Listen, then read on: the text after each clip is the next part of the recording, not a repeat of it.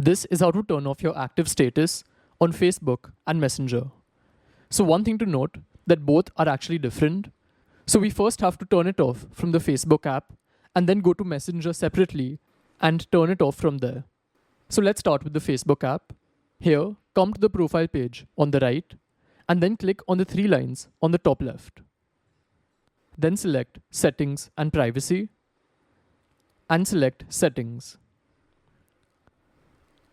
Here, you'll have to scroll down and under Audience and Visibility, you'll find this option, Active Status. So click on it and you can see it's currently enabled.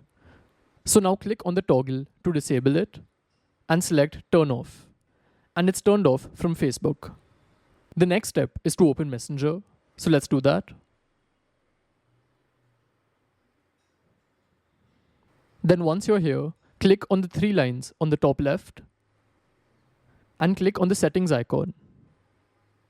Then scroll down and select Privacy and Safety. And here, if you scroll down, you'll find the option Active Status.